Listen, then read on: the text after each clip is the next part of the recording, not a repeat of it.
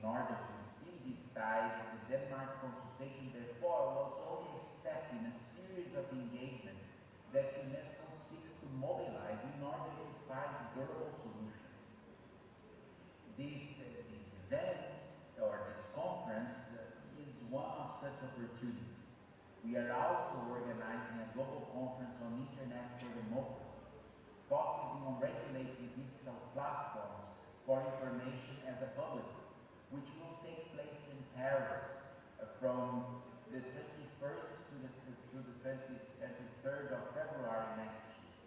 We hope that this conference will generate the necessary momentum for a global debate on what forms of regulation and co-regulation are necessary for protection of fundamental rights and other freedoms, while at the same time nurturing the space for innovation.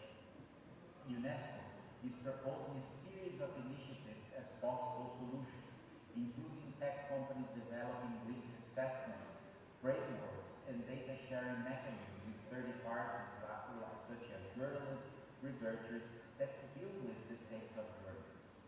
This year, we mark the 10th anniversary of the UN Plan of Action on the Safety of Journalists and the Issue of Impunity, with a ministerial high-level conference that will take place in Vienna, Austria, on the 3rd and 4th of November. It is a crucial milestone to take a big leap in the helm of freedom of expression and the safety of journalists, conscious of the uses and misuses of digital opportunities. I hope that this panel will generate discussions and solutions that contribute to the better protection of journalists in Africa and, of course, in the global digital ecosystem. Thank you so much, stay safe, and have a great debate.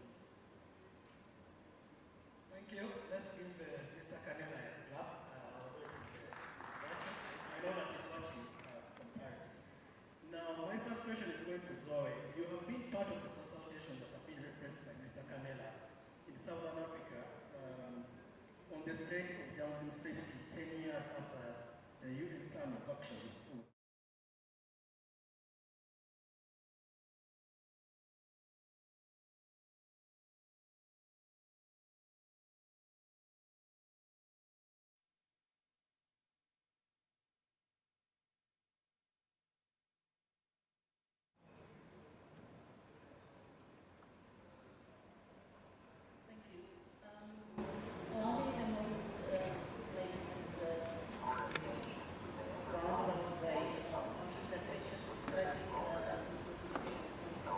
I wanted to mention that I was in Venice last year at the Olympic Conference, which celebrated the 30th anniversary of the Olympic Declaration.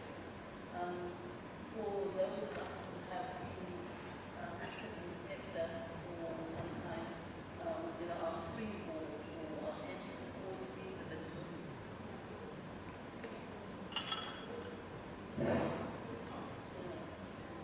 Okay, as I was saying,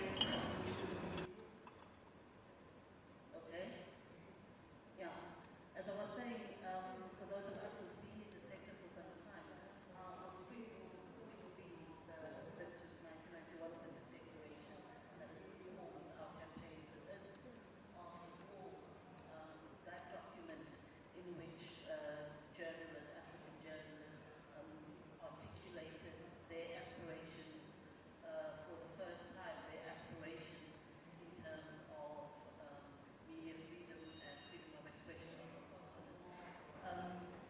But much has happened in this ecosystem, the media ecosystem, over 30 years. So it was very important and very necessary for us to take the time and opportunity to review the new challenges that have been brought about by digitization. So I would urge everyone here, if you get the opportunity, to refer to the 20+30 Declaration, which amongst others outlines challenges like the sustainability of the media affected through digitization, and most importantly, the safety of journalists and the role that tech companies or platforms play in that respect. The regional consultations that you asked about earlier as part of a much bigger process, and I think you alluded to that, and so did Clara. As we are celebrating the 10th anniversary of the UN Plan of Action, this is an ideal time to assess the challenges, the new developments, and how far we have come, and the road map that we need. So, in reference to safety, and the very specific question you asked, online attacks and killing of journalists with impunity, criminalization of free speech, criminalization of journalism, legal and judicial harassment of journalists. In fact, I think general erosion of the media space. We also need to consider gender attacks, the fact that harassment, online violence affect all journalists differently. Those are just a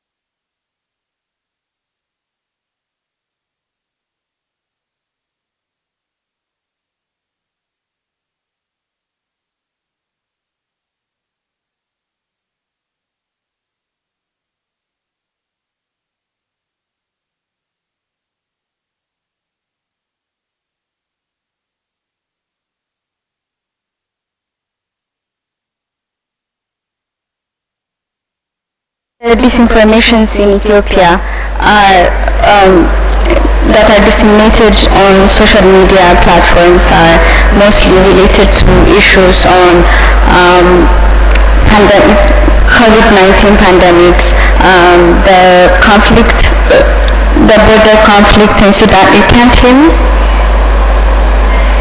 Okay. The border conflict with Sudan and ongoing conflicts into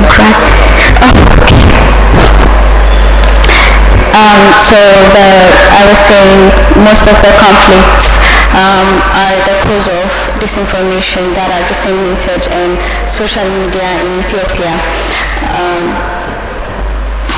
So the ongoing conflict in Tigray, both journalists who support the TPLF and the OLA are more of engaging in the disinformation themselves. Those journalists are engaged in disinformation themselves. So as an organization, we see comments coming from journalists that claiming that their accounts getting hacked and getting attacked by others. So also the media literacy of our journalists, also the society is very low in Ethiopia. So therefore, I think some of the journalists should play an important role improving safety and fighting disinformation are, I think, setting up a desk of fact-checking in the organization could help very much, because in Ethiopia we don't see most fact-checkers. Even in our organization we only have 6, and throughout the country we only have like 13 of them, and we're fighting a battle that is needed to be fought among us journalists as well and media companies. And I think they should collaborate with other tech companies to engage or to fight this disinformation that's going around our country and our continent in Africa. So I think, did I miss anything out? Thank you. So a follow-up question for you. What would you say are some of the effects on journalism safety that arise out of the proliferation of disinformation and of hate speech within the Ethiopian digital space? So within the Ethiopian digital space, I think it's a bit tricky for journalists to really express their ideologies around politics, because we also get complaints that they get detained because of detained or arrested because of their ideologies in politics. So I think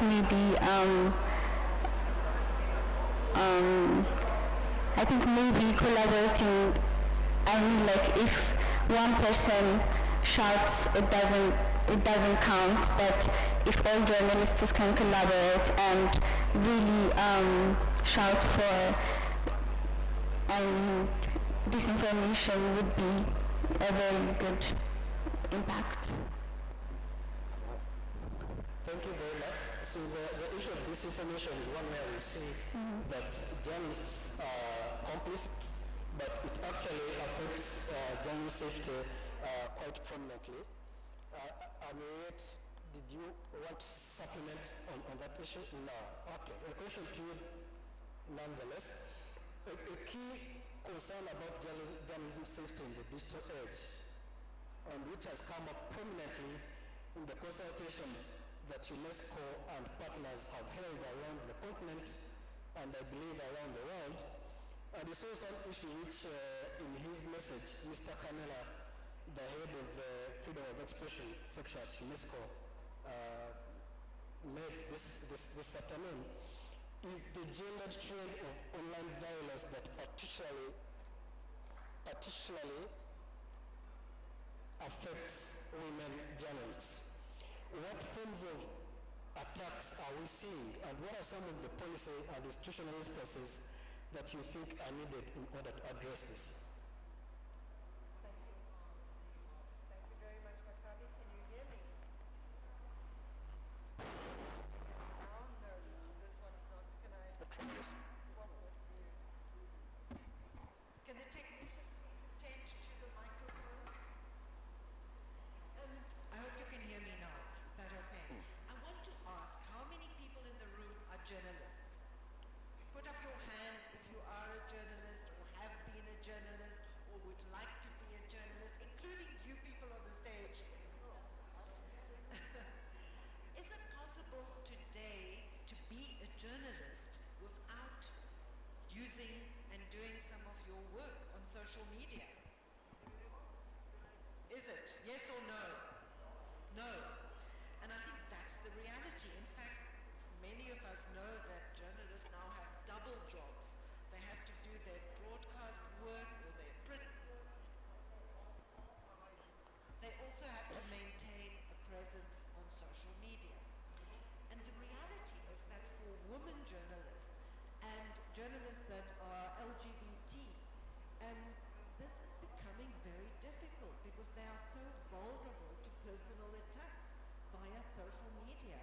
And the observations that we've done and that was shared with us also at this UNESCO consultation, what Kabi is talking about is that particularly younger women journalists are stepping away from the profession. And I think the reality here is that the attacks, all journalists, sorry, this also not work effectively. Let me see if I hold it like this. And all journalists are vulnerable to attacks on social media. I think we need to recognize that. Men journalists as well. But these attacks take a particular form when they are targeting women and non-binary gender, people with non-binary gender identities. For example, if you are a religious woman in a country like Pakistan or in northern Nigeria and your profile picture doesn't have a veil, then you might be attacked for why are you not wearing a veil. On the other hand, if you are a religious woman and you are wearing a veil, you'll get attacked saying, what do you know about politics? You are a religious woman. You should be at home. You have no right to be a journalist. So the attacks, what makes them so specific is that they really target you personally. Some of these attacks are very violent. Women journalists receive tweets, for example, which threats to rape them, threats to kill them and abuse them. They often receive attacks that target their bodies, that tell them they are too fat or they are too thin or they don't have enough sex or they need a man. It's really a very crude form of attack. Now the social media platforms will sometimes remove these messages, and that in itself is a challenge because sometimes they are removed before you can actually identify specifically where they are coming from and how to counter them. And then sometimes they are more subtle but still very damaging. Pictonet documented a case a few years ago of a Kenyan woman sports journalist. What was her name? Clara was her first name. She's a radio journalist. She's very prominent, very well known in Kenya. She doesn't do politics, she does do sports.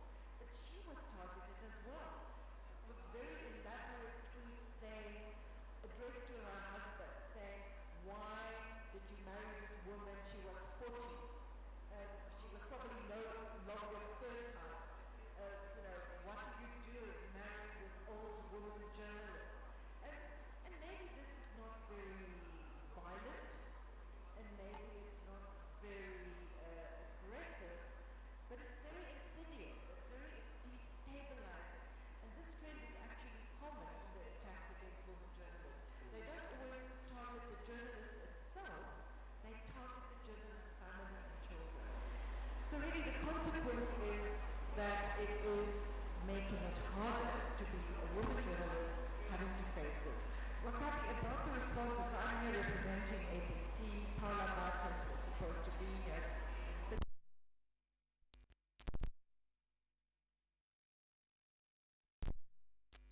Is to document these attacks, to be more transparent about them, not just to remove violent content, but to actually record them, document them, do analysis as part of the transparency reporting, because it's very difficult to react to these attacks and to develop norms to address them if you don't have the data. So that's one particular request that they have. Then they're also asking for more transparent and accessible protocols about how to respond. How do you respond to these attacks? I think that applies to attacks to all journalists, but also specifically how you respond to attacks against women journalists. Then I think the issue of building support and solidarity among journalists is extremely important. And for institutions that employ journalists to prepare their journalists, particularly their women journalists and LGBT journalists, that they need to be aware that these attacks could happen and to provide mechanisms in the workplace for supporting them when they experience these attacks. There are a few more, but I'll come back to that later. Thank you very much, Henriette. Indeed, the issue of documenting data and sharing it is crucial. This issue of attacks against women journalists, I believe, is one of the most understudied issues in our region. Many times we know that there is a lot of sexist hate speech, stigmatization, trolling, and even physical assault, including also sexualized attacks, threats of rape. But the extent of the problem, as well as the effect which it has on those that experience these problems, is something that we actually have not been able to study in this region, and it's something which we would want to believe would be necessary to do in order to put in place sufficient corrective measures. The role of platforms, again, in that is something we'll come back to, but I want to go to Catherine very quickly, Catherine Moore from Article 19 in Kenya. Platforms, what they can do is something we will keep talking about again and again. Let's take Kenya as an example. You had elections in August of this year.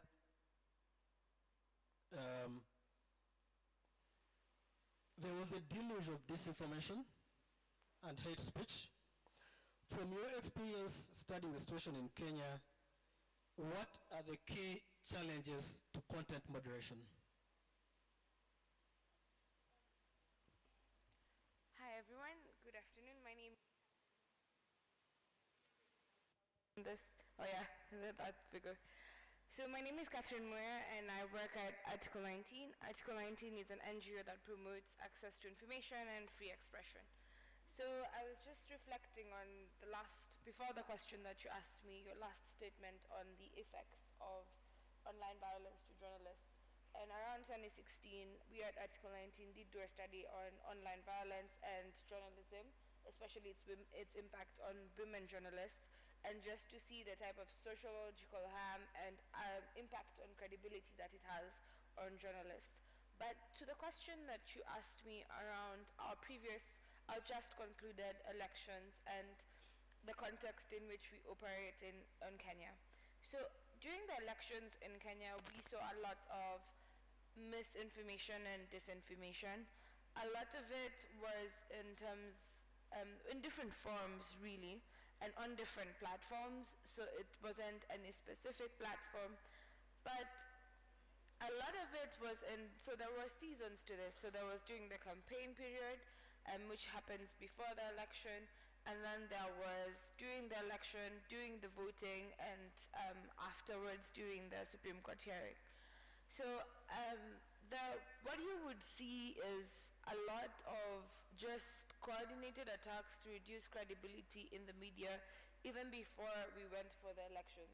So for example, always false information that was always being debunked that was associated with media houses, or it would be creating fake accounts that impersonate other people, impersonate journalists, impersonate media houses, so there was impersonation, but then there was also like misleading, right? So it's like you create a fake news website, right? That happens a lot in Kenya. So you have a website, but it's actually not true. It's not a news site, but it's made to look like a news site. It's made so it could either reflect an original news site, or it could just be any other, like it's a news site, but it's not really a news site. So there was this attempts, and I think it overall feeds on to the culture of, we in Kenya have this hashtag called #Githeri Media.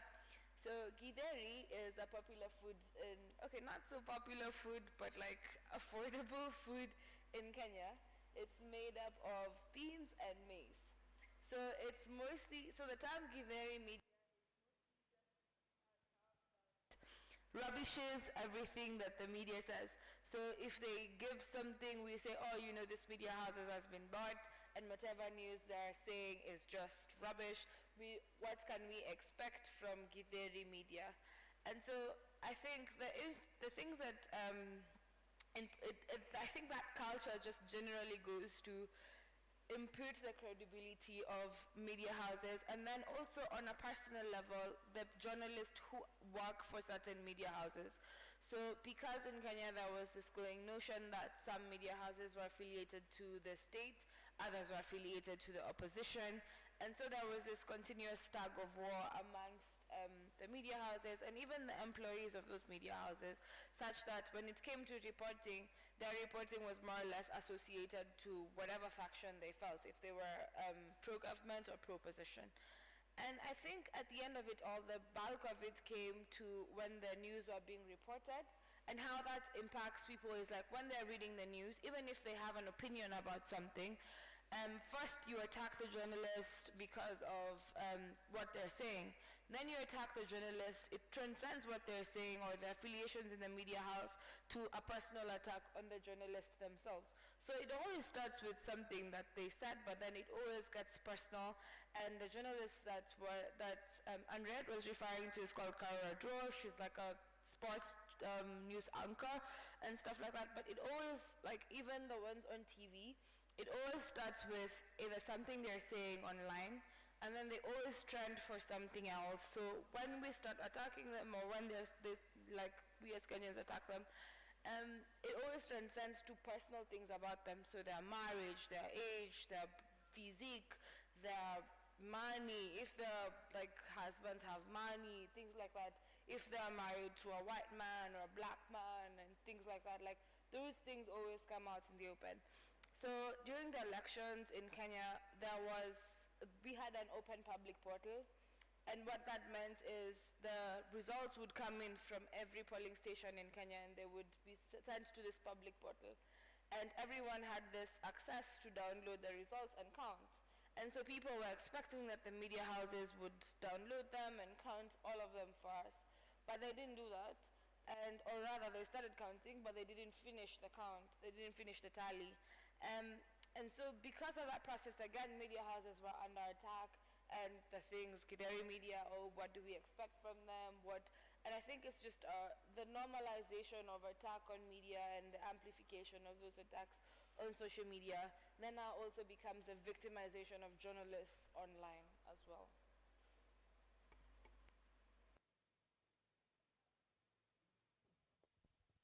Thanks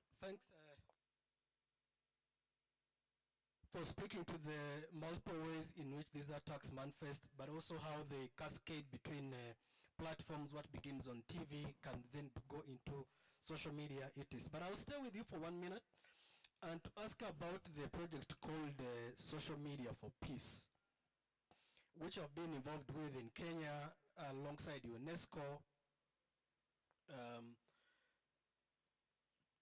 In terms of this project, what are some of the findings that you made, the sources of this information, and what can be done better in order to address that problem in Kenya? So the Social Media for Peace is a UNESCO project, and we at Article 19, we helped deliver one of the activities under the project. So the project is basically looking at the content moderation in different countries, Kenya being one of those countries, and how it's being done by social media companies, trying to identify what are the gaps and also what is the role of local stakeholders in that country when it comes to content moderation. So we did this study between last year, and we published the study in June this year.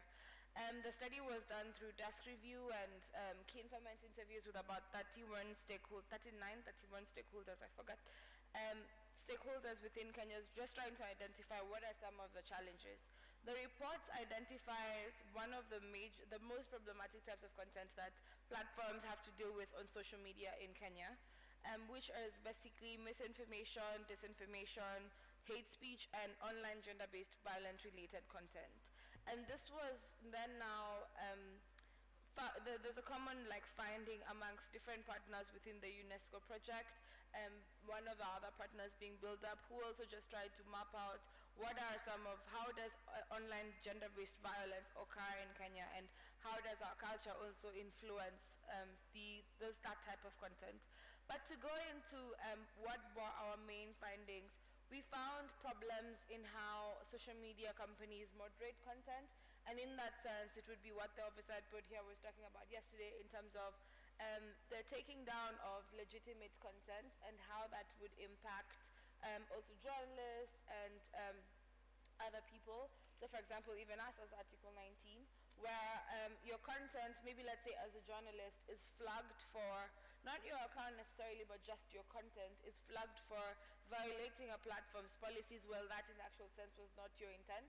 So you might be a journalist reporting on a certain issue, but your reporting is really taken out of context and is then now considered a violation. So for us, as an example, as Article 19, during COVID-19, we had done a study around surveillance and the impact of surveillance during COVID-19, and we had made a video around this just as a form of disseminating our reports.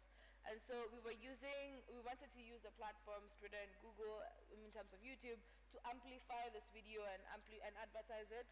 But every time we tried to do it, it was like the video was rejected, mostly because the platform considered it a violation of their COVID-19 policies.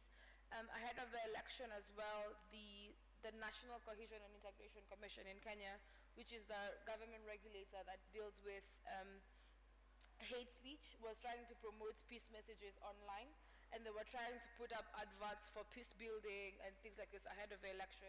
And their adverts were also very many times rejected before they were eventually allowed on the platform. And so those are some of the examples of how legitimate content cannot be allowed on platforms that can impact work of civil society and journalism. And then the other things, sorry. One more, please. Okay, so one more of just a key summary of our findings was the remedies that exist, the very poor remedies that exist for users of social media platforms when they're using or when their accounts are moderated. So for example, your content or the account or whatever you're trying to do could be flagged. And this is some of the examples that we're having with mostly civil society in Kenya.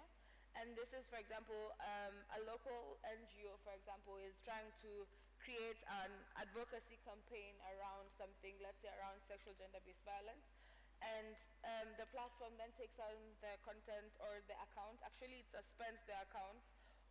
So there is this, for example, on Twitter, it would permanently suspend an account, or permanently suspend an account without any notice to the person who holds the account, without any due process, without any warning. And so they just tell you one blunt thing, this account is in violation of our platform manipulation and spam policy. And so to escalate that sort of problem to the platform then becomes really difficult when you're trying to restore your account. So you can imagine if you're like a community journalist or something else and you use the platform a lot, if your account is suspended and you're trying to get that account back on track, you get a really difficult process in terms of the automation, the automation of the appeal process. You don't really have that much power. And so one of our findings was that you have to go through intermediaries sometimes to help you reach the platform representatives to advocate for you so that you can then now get back your account. So the issue then of how easy it is to report to platforms, how easy it is, how fast the platforms react is one issue that emerges prominently. But you also mentioned the issue of surveillance around COVID. That was health surveillance. But there's the bigger issue, I think, of concern to us here of surveillance of journalists. Could you please speak to it, Zoe, and maybe Henriette also may speak to it, and then we'll open up for any questions. Violations against journalists, the issue of surveillance. I mean, we find that in, let's say, increasingly authoritarian regimes, where there's a definite backsliding in the democratic space, that politicians, state actors, particularly target journalists in terms of personal attacks and questioning their integrity. But on the issue of surveillance, increasingly we find now that governments are closing the democratic space and the online space through policies and laws that infringe on the rights of journalists and citizens more broadly, laws and policies that are very openly against international standards, that provide for mass surveillance, that provide for targeted surveillance, that reduce, let's say, the possibilities of encryption, that require registration of content producers. So I work from the perspective that journalists and human rights defenders are marginalized and vulnerable in this space because of the particular mandate that they have, the public service mandate that they have, and the online space is becoming increasingly unsafe for the work of journalists. Thank you very much. Henriette, some question you make? On surveillance. Yes, please. It's interesting that you asked that, Wakabi, because there's actually, I do think that. The mic. I don't think that one is... Please. Hello? This one? Is this better? Yes. Yeah. I think the big picture issue here is that, we're aware, in Africa in particular, and other countries as well, but we're aware that journalists are not safe. And I think we are now at a juncture where we really need to consider how this plays out in the digital space, and that the online unsafety or threats to journalists are really serious. With surveillance, we had a case in South Africa a few years ago, which was quite well documented, but a really terrible case, where politically motivated reasons led the police to ask for a targeted surveillance order on a journalist that was writing stories, and in Mpumalanga, it's one of our provinces in the east of the country near the border with Mozambique. And he was writing stories about infighting inside the African National Congress. There were a lot of political killings at local level. He was covering this. They didn't like that he was covering this. So they asked for a surveillance order from the magistrate that provides these orders. And they said, look at this guy. They didn't disclose, the police didn't disclose to the magistrate that this was a journalist. They said, this guy is going all over the province. He's crossing into Mozambique and then he's back into South Africa. We suspect him of gun running. So the magistrate just looked at this. They think gun running between Mozambique and South Africa, it's a serious issue. So the magistrate granted the surveillance order. Then there was this person, this journalist, phone calls, his mobile phone, his SMS messages were all monitored. What next? Some of his sources were murdered. That's how he realized, he began to suspect something is wrong, because his sources are either dying or they're disappearing or they're refusing to talk to him. And then there was an investigation, there's been a court case, and in fact it's been pursued to the full course of remedy. But this was an example of politically motivated abuse of surveillance legislation, following the process, following due process, but manipulating the due process in such a way so that a journalist could be surveyed. So, and I think this again points to the fact that the procedures, the protocols, so that magistrate who deals with our monitoring and interception bill and follows the procedure, they should be informed. They should be aware. They should double check that surveillance orders are not targeting journalists. There shouldn't be any loophole for law enforcement to use in the way that they did in that particular case. Thanks, Henriette. I think that case really illustrates the problem we have at hand of surveillance. For long, when surveillance was mostly physical surveillance, journalists were under surveillance, but now even when we have electronic surveillance, journalists remain key targets of that surveillance. And if you have seen many of the reports that have been published about the use of malware, like Pegasus, like SACOS, journalists and other human rights defenders are always among those which countries are targeting. It is a cause for concern. It is something that we need to find ways of trying to address. We'll now open up the conversation to any questions that there may be, and we believe they are there. Pertinent issues we are discussing. We'll ask someone to please bring the mic. We have the first question over here.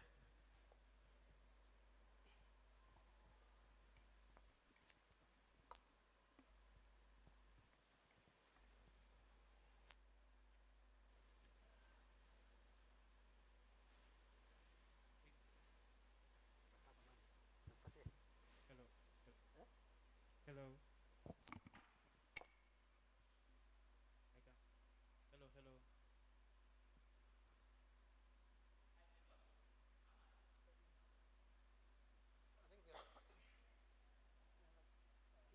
Hello. Okay. I think now it's clear. Sorry about the technical problem. My name is Eric Ndaulai. I come from Uganda, and my question goes to Anire. I'm sorry if I not pronounce your name right. Earlier on in your first segment, you talked about LGBTQ journalists, and it triggered my mind mostly looking at Africa, especially in West Africa and East Africa, where a lot of there's a lot of regressiveness and a lot of laws that are actually oppressing LGBTQ people, and how the media and journalists actually report about LGBTQ persons within those areas without facts or with a lot of biasness and no objectivity. I would love to understand and pick your mind on what you as an organization that is coming from South Africa is doing to ensure that the media is objective and it's actually reporting facts, because then it places the responsibility, even though the laws are regressive and even the society is non-progressive, there must be a responsibility, especially on the journalists, as they are reporting and as they are actually using social media and other platforms to report facts, report objectively. How and what are you doing, and what can we do as people come from these countries to make sure that we engage with the media and media owners to be able to have that part of the objectiveness, especially on LGBTQ people within that? Thank you. Do you want more questions, or do you want me to respond? I think you can go ahead. Thanks. I think that is a really important question, because I think that we know that the legislative environment in many African countries is not friendly towards LGBTQI individuals or organizations. But that should not let the media off the hook, because I think the media has a responsibility to understand and promote individual rights. Of course, it's the state's responsibility. The state is the primary duty bearer. But I think the media is both protected by human rights and therefore should be a promoter of human rights. And I think that by media outlets and journalists not falling into the trap of being abusive or discriminatory towards people that are LGBTQ is just basic, responsible, pro-rights behavior for journalists.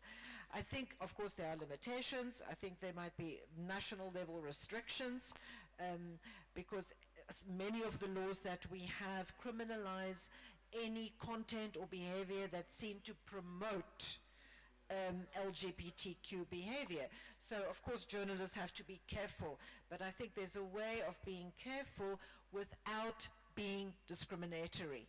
And I think it's a question of being conscious, of being aware, and being responsible in how journalists deal with those particular issues. And I believe it's possible to do that without breaking the law. Thanks very much. We have over here and then the other side. Okay, my name is Edo Afi from Togo. My question is for all the panelists. I would like to know which kind of advice do you have for the people here who want to join, who want to become a journalist? Thank you. Thank you. Yeah, okay. Zoe, you can start on that? Oops, sorry. I think for anyone wanting to go into journalism, I would say that you're taking on a great responsibility, first and foremost, because you are taking on, as I mentioned earlier, a particular mandate, a person who serves the community, a truth teller, a fact checker. And if you do go into the media, understand that you are there in service of your community and the world at large. The important thing is, I think that the environment or the media ecosystem has changed so much, such that journalists have to be multi-skilled now. You can't just be a print journalist or a radio journalist or a television journalist. You have to be multi-skilled. Numeracy is incredibly important. Understanding statistics, being able to really grapple with big data and simplify stories. But first and foremost, and well, this is my perspective from my days in the newsroom, I regarded myself as a human rights defender, and that I'm using the media as a platform to improve the lives of others. Thank you. Do we have someone? Fahiwat, Cafe, anybody? Supplement?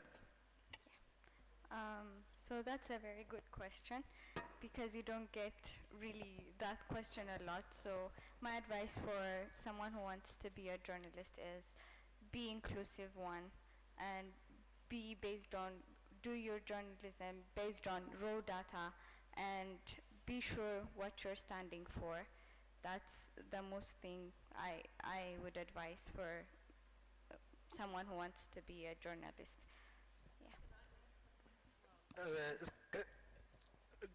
Just quick. Catherine will add something? I just wanted to add something.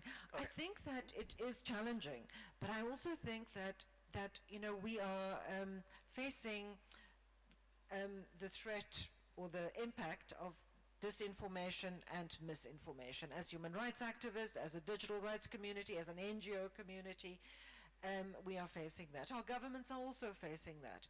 And I think the internet has proven to be a fantastic information resource, but increasingly one that it's hard to trust. I think journalists play a very key role in that. And I think for people who are entering this space, I think you are entering the space as a journalist with a long tradition, going back 100 years, of journalism and curated, responsible, professional journalism as a way of getting trusted information. And I think there are protocols, there are procedures, there are accountability that existed in the sort of pre-internet era with print and broadcast journalism that we need to try and revive and adapt to operate in the online space. So that journalists are protected, but also that we draw on them as a trusted resource that can really counter the mix of good and bad, accurate and non-accurate information that we get through social media. And I think that's why social media is a platform for journalists, but journalists need to be recognized as particular actors that are on social media, and they need to be protected in that space so that they can be there as journalists who do provide verifiable information that they are willing to be held accountable for if it's not accurate, which is not the case with most other information that we find on social media. Thanks, Henriette. Yeah, I was going to say, I mean, journalism is a beautiful profession. I think that journalists, like Andrea, just need to utilize the digital tools that you have. I think that journalists now have amazing digital tools that would make you a really effective journalist. But I also think that in the spirit of protecting your sources and the spirit of like upholding the ethics of journalism, being cautious of digital safety and security for yourself as a journalist, and then also for the confidentiality of your sources is really important. So I feel like as a journalist, just appreciating and normalizing, practicing like small tenets of digital safety and security is really important. Thank you very much. Very good ideas on there. Think you can hear me? Thank you very much, the presenters. I really enjoyed all Is the mic on? I think so.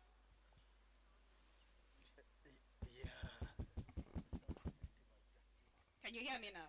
Yes, yes. Okay. So I was just thanking the presenters.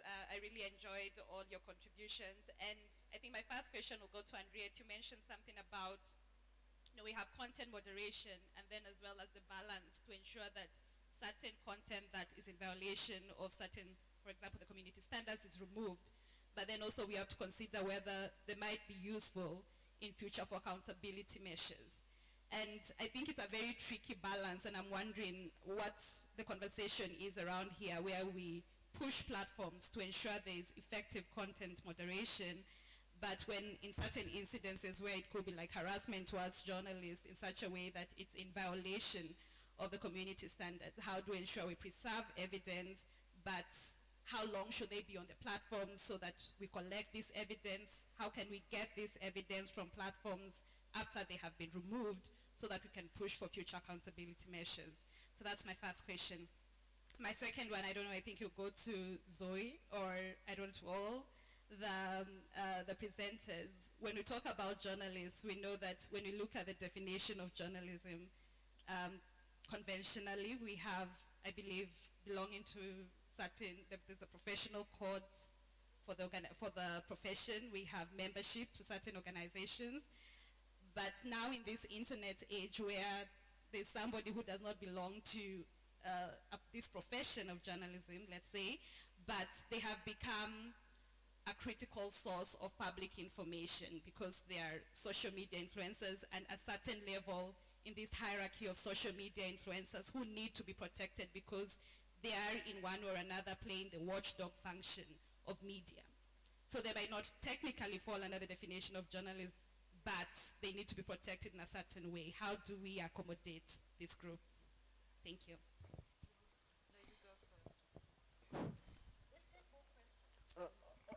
Okay, so let's take a couple of questions and then we'll answer them together. So here and then I'll back.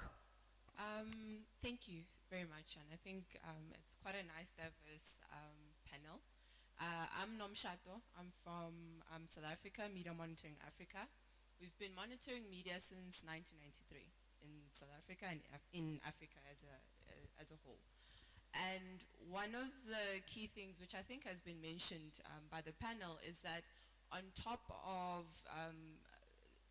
all the challenges that journalists are facing, I think the media context as a whole has become quite challenging. Talking about media credibility, the rise of mis and disinformation, the sustainability of media as well, whereby resources are so scarce that investigation is becoming a problem. And that means that they cannot bring back credible information because they couldn't get the full perspective of the issue. And on top of that, we've got social media, where obviously it's created a platform where citizens can now take part in conversations, can now hold power to account, can now also discuss societal issues as well. Within the very same space, we now have media as well. And the issue has been the separation of opinion versus fact. And the issue has also been me voicing my opinion, if it's a political opinion or a stance on an issue, separating that to covering something. That has been one of the things that I think rose when we were having discussions with journalists around how do we go about maneuvering this space, which is so vast, and at the same time maneuvering it while protecting yourself, but also holding power to account. Because I do agree, media plays a very critical role. I believe they are a mirror of society. They are there to give us credible information in the midst of disinformation. But I think my question is, looking from a journalist perspective, how can you advise journalists to be able to take part in this space while protecting themselves, but at the same time separating opinion versus fact? Because I'm coming to you, or anyone else would be coming to them for facts. And yeah, that's my question. Thank you so much. At the back.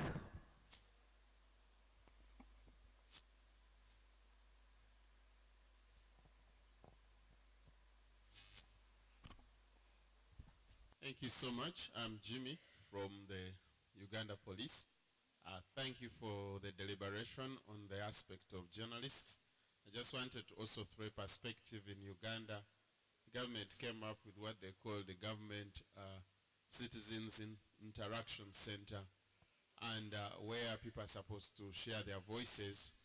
And I have also been informed that at UCC they have established a fact checker, but from my own one-on-one interaction with some people, it appears that they don't seem to actually understand what this is all about.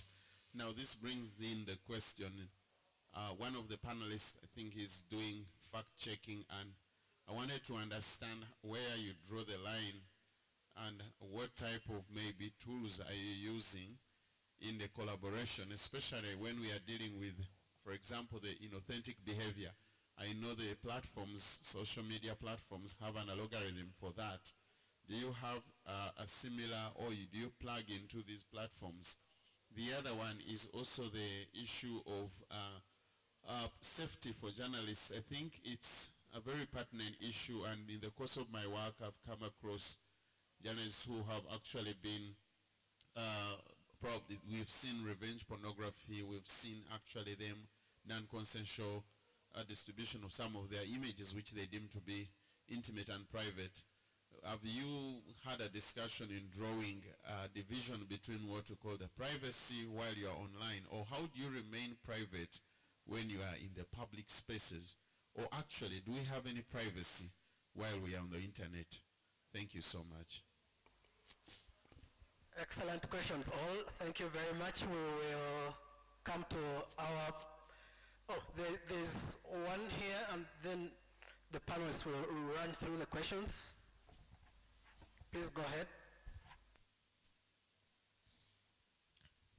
Je vais poser ma question en français.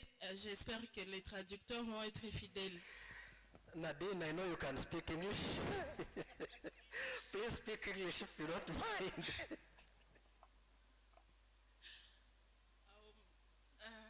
J'aimerais bien exprimer mon idée en français, c'est mieux.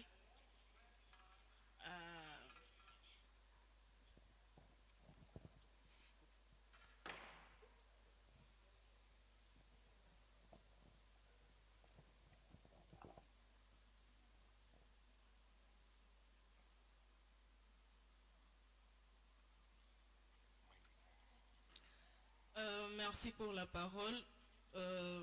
Je suis Nadine Campire, je suis juriste et je suis journaliste. J'œuvre dans la lutte contre la désinformation et les discours de haine. Je remercie d'abord le panel et mon idée va dans l'angle de celui de la première panéliste. Le contexte de son pays est presque le même que le mien en RDC. Le rôle qu'a joué les journalistes, je viens d'une région où il y a eu la guerre depuis 20 ans, depuis plus de 20 ans, et les journalistes ont joué un grand rôle dans la... pas dans la lutte contre les discours de haine, mais dans la propagation des discours de haine et la désinformation. Alors, j'aimerais savoir si vous avez le fonds ou le moyen pour appuyer les journalistes. C'est parce que ces derniers temps, avec les médias sociaux et toutes les plateformes et YouTube, les journalistes n'ont plus son éthique. Ils œuvrent seulement dans la quête du fond de l'argent et ils sont prêts à publier du n'importe quoi dans le but de gagner la visibilité, de gagner les vues sur YouTube et sur les réseaux sociaux. Alors, je voulais savoir s'il y a des formations qui sont organisées au niveau de la... pour appuyer les journalistes,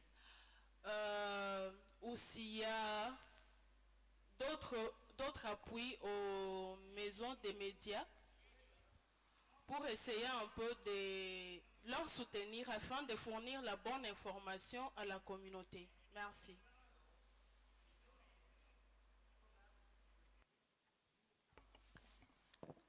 Thank you so much, Nadine. We were able to get your question through the interpretation. The speakers will now respond to the questions. I don't know who wants to go first. Feel free to pick on any of them, but there was one particular one for Henriette.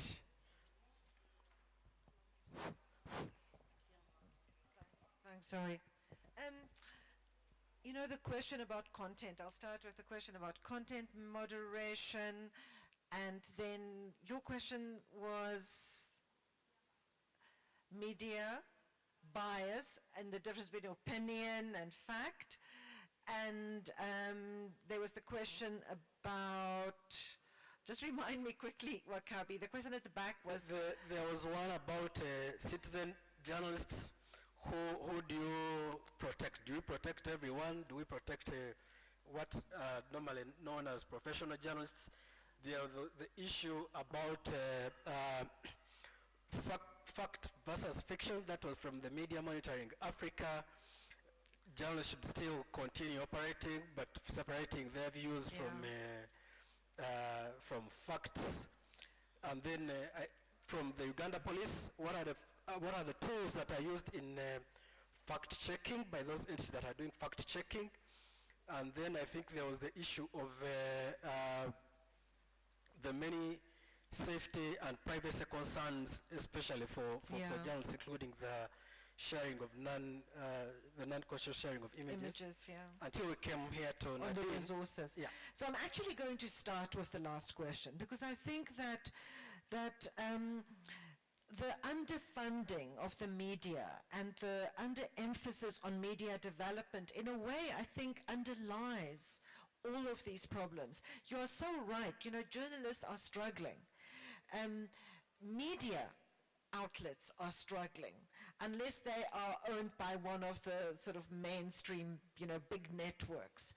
And one of the challenges in the sector is that the social media platforms are kind of taking over the role of being the disseminators and the providers of news, and they're doing it in a way that makes money for them, but not for the journalists, that, you know, especially not for journalists that are responsible and are accountable.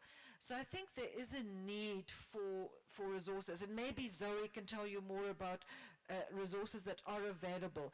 There are NGOs that are working on media development. In fact, Zoe is the chair of one of the big global networks that do this. But I think it's a problem that when we look at our national context, at what do we need to fix? Do we need to fix access? Do we need to fix skill building and literacy? I think we need to put media in that mix as well, because without capable, sustainable media and independent media, and this goes back to Zoe's earlier point about the Windhoek Declaration, our democracies stand no chance whatsoever. Improving governance and delivery of services by the public sector, by governments, will never happen if we don't have capable, resourced, safe journalism and media. So I don't have an answer for you, but I think you are absolutely right to start with that level of capacitating and resourcing. I think that the issue about content moderation, there was a very good panel on content moderation yesterday as well with the Facebook Oversight Board. And I think the complexity is getting greater, but I also think we shouldn't feel we have no tools. And I think media has tools for accountability. There are complaints mechanisms. You can go to court. You can have a media ombudsman, for example. There are traditional mechanisms for holding journalists accountable for the content. Now, content moderation in general is so difficult also because the platforms moderate the content, but they also monetize and disseminate the content, and they generate news feeds, and sometimes the sources that they use for their news feeds are not taken from actually verifiable journalistic sources. So I think that's something else that could be done, that one can look at content moderation as in moderating individual posts, and there are some principles. There's something called the Santa Clara principles. I'm not sure if there are anyone here who's looked into that or been part of that. It's a group of international NGOs that have developed these principles for content moderation that are human rights compliant. But we need to look also at the business models and how, in fact, the platforms have come to a place where they are actually monetizing extremist content.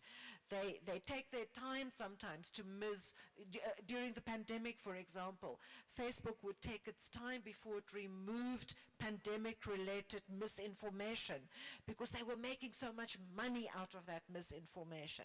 So there's a need here to not just moderate individual content, and not just to protect journalists who post their content. There's also a need to look at how do you regulate, to use the word no one likes to use, but I think there's a need for regulation of the platforms themselves, because they are increasingly playing the role of media companies without having the accountability that media companies need to have. So I'm not sure I'm answering that question that well, but I think that all the other issues that were discussed yesterday as well, the need for context and content moderation, I think the need for transparency. If you are tweeting as a journalist, or are you, this addresses your comment about the difference between fact and opinion. There are ways of putting it on your profile. There's a way of saying, and this is part of the skill building that we need. I'm tweeting this not as a journalist. I'm tweeting this is a personal view. Or you can have a Twitter profile that you use in your journalist capacity, and you are very careful there about only tweeting verifiable information, linking back to more in-depth articles, and then you can have another Twitter profile where you are tweeting in your personal capacity. So there are ways of doing that. But ultimately, I think the social media space is a very open space. It is a very diverse space. There will be opinion, and there will be misinformation. And I think that what we've seen from research so far is that criminalizing that kind of misinformation does not work. You can use, during the pandemic, I just recently read an article, sorry Wakabi, I'm taking very long, but they did research on the best way of dealing with pandemic-related misinformation. And they found that targeted court cases against individuals, taking them to court for false advertising, for example, was much more effective than legislation that criminalizes misinformation, because it's so difficult to define. So it's an ongoing struggle, but I think that we need to, as we develop new protocols and conventions for navigating this maze of information and content, including harmful content, we need to draw on some of the traditions that were developed by the media sector, the traditional media sector, for dealing with poor journalism or unverified information. But then my last point, we also need to look at the companies themselves, the platforms. It's not just the people that post the content, it's actually how the business model is tending to a point where it actually encourages and disseminates extremist content and disinformation, because it attracts so many hits. Thanks, Henriette. Let's have Zoe. I think you can also tie in your closing comment. Okay. I noticed. On the issue of the sustainability of media, Henriette correctly pointed out that it is incredibly important to ensure that media is resourced and is sustainable in order to, as I mentioned earlier, provide that public service mandate. I mean, in your context, it's even more difficult because media working in conflict or post-conflict areas require special attention. I work, well, one other hat that I wear is as a chairperson of the Global Forum for Media Development, which has been campaigning for the longest time for media support organizations or funding organizations to understand that the media development sector needs to be recognized and better and better supported, because the media is a business, and then there is a sector that supports the sustainability of media. Because it was found that in terms of global funding, be it for let's say health or infrastructure or whatever it may be, international development support, it's a minuscule, I mean, less than 1% of development funding is assigned or allocated to the media, which is so critical for the dissemination of information, for us to claim our space as citizens in democracies. So yes, there are funding opportunities, but unfortunately the business model for media, which was traditionally we provide the stories, we do the investigations, and we fund this business through advertising. That business model no longer exists. The platforms have completely destroyed it. So, I mean, we're talking about complete market failure here. And then all of this has happened. I mean, digitization has been there for some time, but all of this also was amplified, the sustainability of media during COVID, when you needed trusted media more than ever. But during COVID, I think more funding, because then governments all of a sudden realized that, you need to support the media because they play a particular public information role. And it was during COVID that special funds were made available by a lot of international funders. But there are so many dynamics to consider when it comes to funding, because funding needs to be long-term. It needs to assist a media house to be sustainable. It needs to consider so many different elements within the media ecosystem. So that's the best answer I can give you. On the issue of social media influencers and whether or not they require special protection, I do realize that there are many social media influencers that are political commentators and are very influential in terms of swaying public opinion, etc. But we must remember that the same rights that you have online, you have offline. So it's a responsibility that they also have to be factual and ideally not to promote hatred or harm in any way. Whether or not they should be specially protected, well, there are mechanisms to do so, but through a verified account, looking at the community standards. But I think that broader public support from followers and those that really value their input, that would sway platforms, for example, to ensure that there is some level of protection. On the issue of media bias, that's a very interesting question. And I wanted to just share this example. I think in the last few years, there's been an increase in, let's say, public protests, violence, demonstrations, and there have been incidents where journalists did not remove themselves from, you say, the actual the protest, where they became part of the protest. So that lends itself to a level of bias, because the journalist should be reporting on it and not become the story. I fully agree with what Henriette said.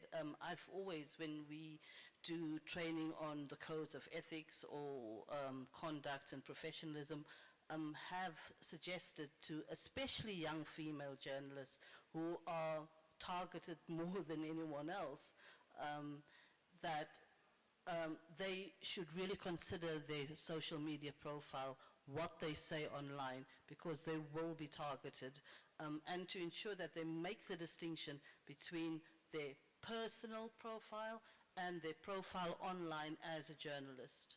Have I missed anything? I don't think so.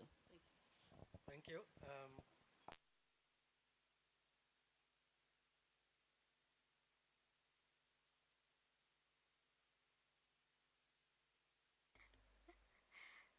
So I think I'll just be addressing the third question. The third question that was,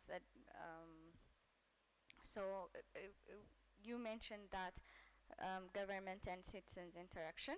So in our organization, so we're a local civil society organization. So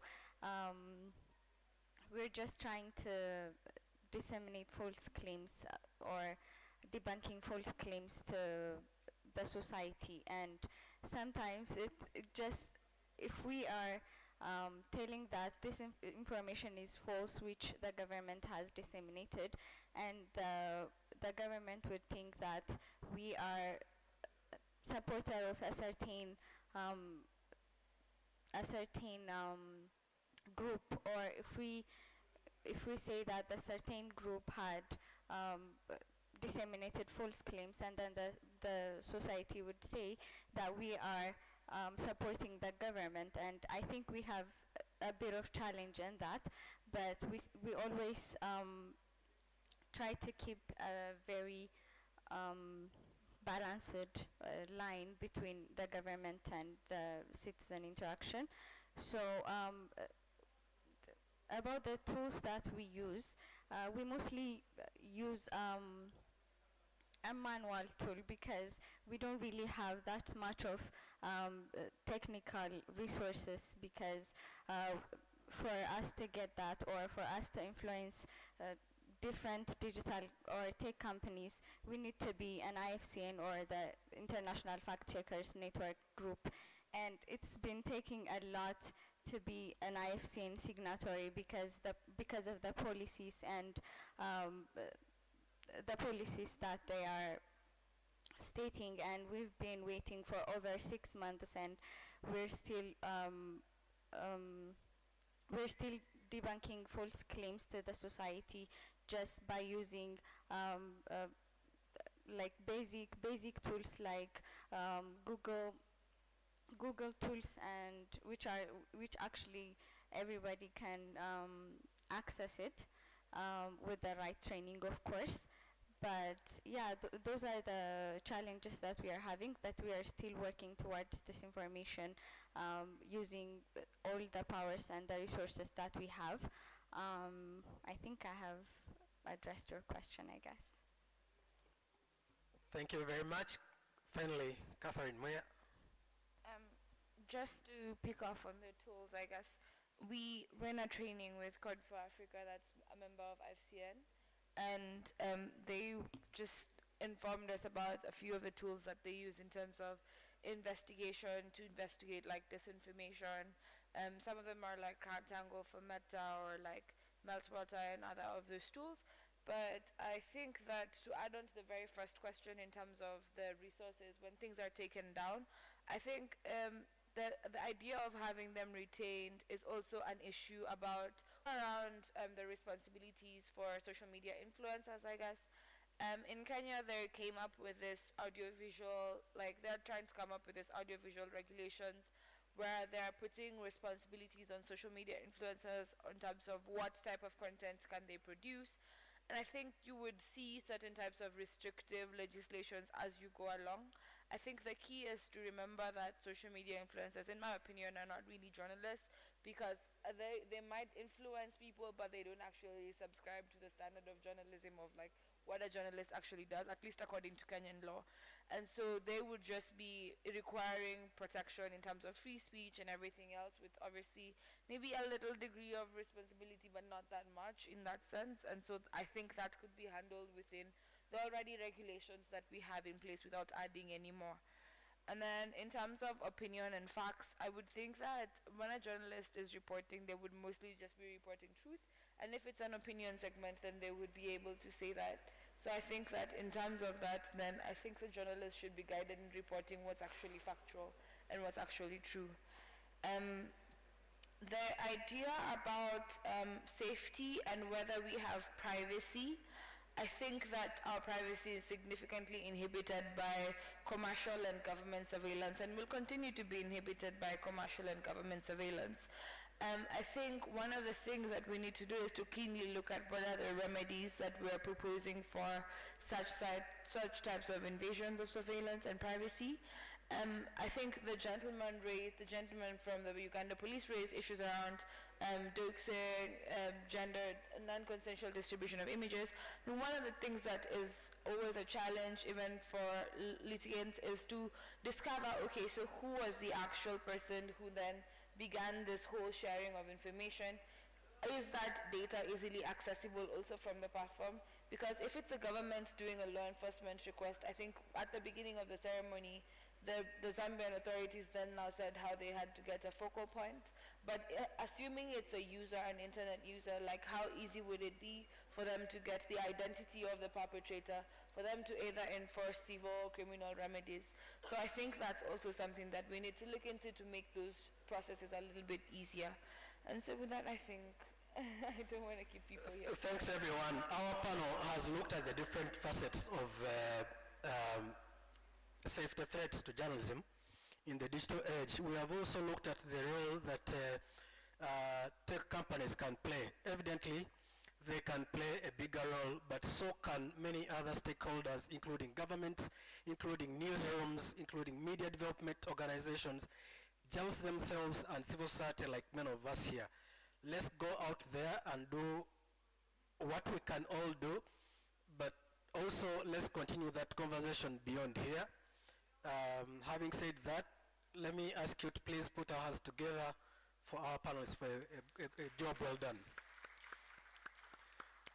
Sorry for keeping you beyond the time that we were supposed to be here, but now we can break and have our lunch.